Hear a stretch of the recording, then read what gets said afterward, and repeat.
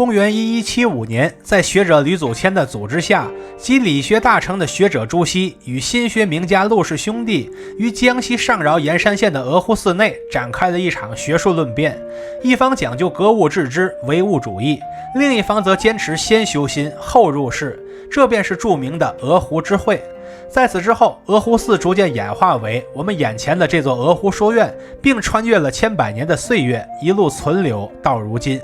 现在的鹅湖书院内部仍有很多明清遗物留存，此外这边还记录了辛弃疾与陈亮的会晤往事，以及书院的财政收入来源，这都是我在过往的旅途中所未曾见到的知识。如今它已经是全国重点文保单位，同时也是我上饶之旅的重要一站。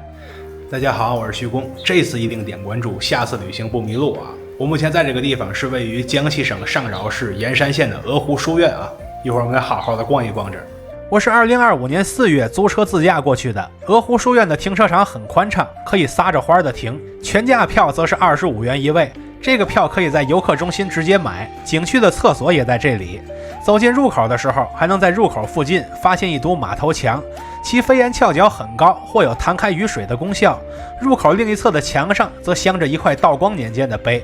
另外，入口附近还有导览图，我们通过这个图发现，书院沿用了一部分孔庙的结构，一会儿见到了细说。看完这些，我准备进入鹅湖书院了。走进院门之前，我发现里边还挺热闹，起码得有1个团的游客。走近了一看，发现确实有个研学团在活动。刚才这个入口的学名叫做礼门，它是一座清代建筑，门上的鹅湖书院字样以及圣域玄关字样均为清道光年间盐山知县李纯所题，对面写着人山治水，治通治也是李纯题写。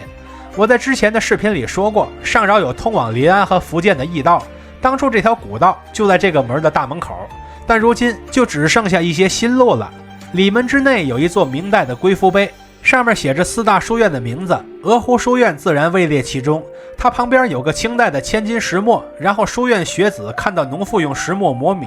就写了一副对联，上联是石磨咕咕寻踪探理千回转，下联是灯盏意义明本推心万古方，横批是兴贤育德。毕竟这是书院嘛，凡是有利于劝学的内容都能被一路保留到今天。现在我们准备穿过头门，这是一座清代建筑，但红白2色的彩绘想来是在近些年做了修缮。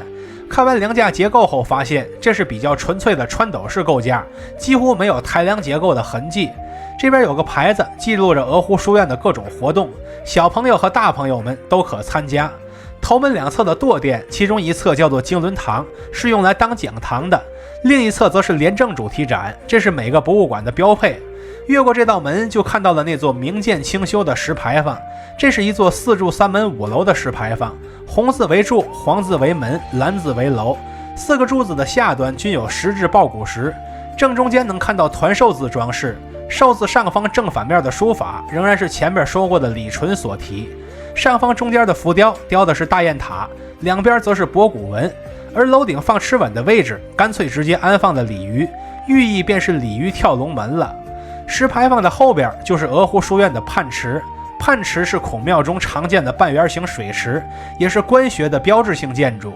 古代天子学宫是4面环水的，但官学没这么高的级别，甚至连祖师爷孔子历朝历代公认的封号也不过是文宣王，西夏除外，所以就按照诸侯的级别，用一半的水在孔庙和官学里建起了泮池。泮池的上边是状元桥，它和泮池一样都是明代的产物。经常逛孔庙的朋友都知道，状元桥也是孔庙中的常见配置，一般都安放在泮池上边。桥的侧面有符文装饰，福通符，旨在祝福过桥的人能中状元。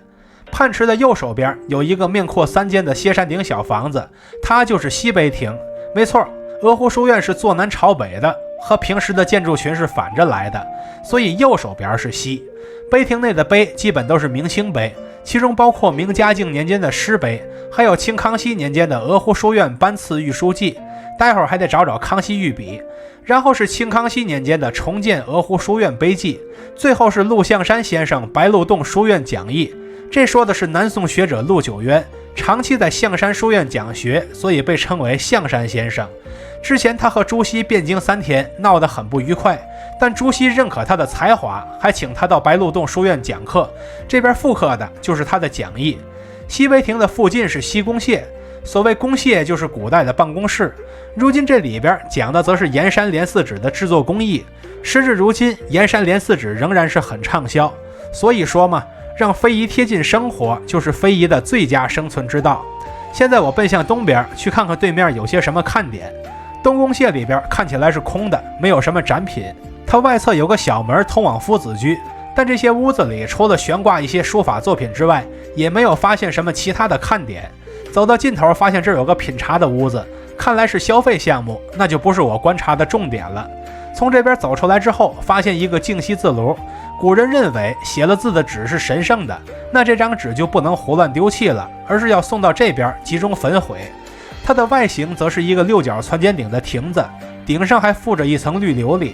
看完这边，我们绕回东碑亭，这里边的碑刻大部分都是重修碑，这类我们平时见得多了。但有一块乾隆年间的书院房屋田山租树碑，记载了书院的一部分收入来源。这个有意思，根据碑文显示，田地和后山租给佃户，富裕的房屋租给小生意人，这一下子钱粮柴薪就都有了。这不一定是最主要的收入，但一定是一份重要的收入，要不然能单独立一块碑吗？现在我们回归中路，来到面阔三间的仪门，这是一座清代建筑，其屋顶为一高二低的断檐升降口结构。所谓仪门就是礼仪之门，除了在官学中出现之外，也经常会在官邸中出现。仪门的东侧是东北廊，有2块被砌在墙里的碑，一块是明正德年间的重建碑，另一块是明代的陆公卿赋赋四碑记。这块碑上的内容是为朱熹和陆氏兄弟辩经所做的辩经，大意是说他们的理念差别不大，后人无需夸大争端。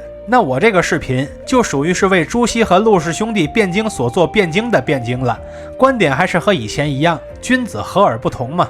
至于西北廊，就只有一块明景泰年间的重建碑了。现在我们回到中轴线往前走，就见到了面阔5间的讲堂，这也是一座始建于清代的建筑，建筑的牛腿带有浮雕，看起来很精致。讲堂内部是朱熹当初制定的学规，也就是著名的诸子教条，而屋子两侧的忠孝廉洁4个大字，则是拓印的朱熹书法。然后我们从后边的出口出去，走进下一进院落，就有一种豁然开朗的感觉。最后一进院落的正殿就是清代建筑御书楼了，这是一座2层楼阁式建筑，其屋顶为歇山顶，左右两侧也有马头墙，其正面的匾额琼里居敬，以及两侧的对联张颜阅览中天镜，石井波分太极拳，全都是康熙帝的御笔。另外建筑廊下还镶着一块明万历年间的小碑，门上平时放门簪的位置放了一些小狮子浮雕，这不会是鹅湖书院的门簪吧？至于它内部的梁架，反而更像是抬梁式的，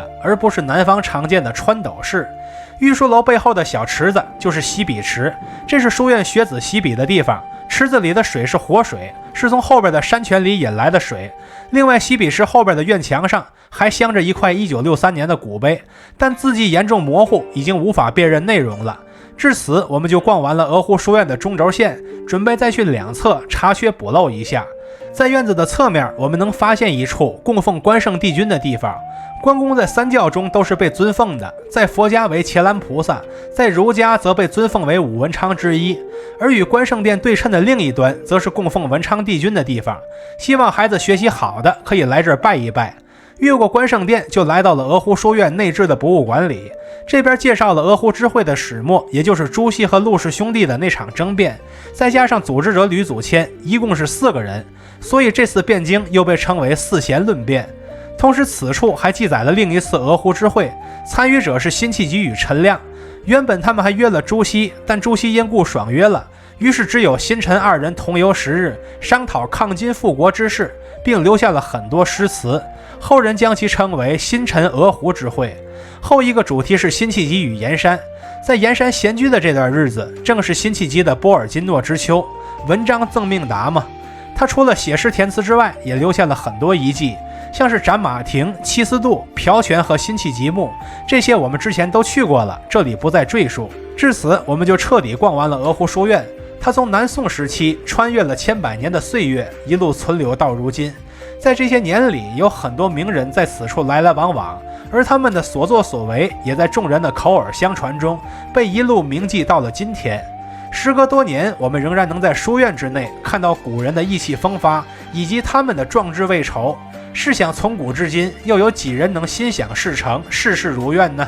正是今古恨几千般，只因离合是悲欢。江头未是风波恶，别有人间行路难。看到这里的朋友，欢迎点赞、收藏、加关注，和徐公一起读城，一起旅行。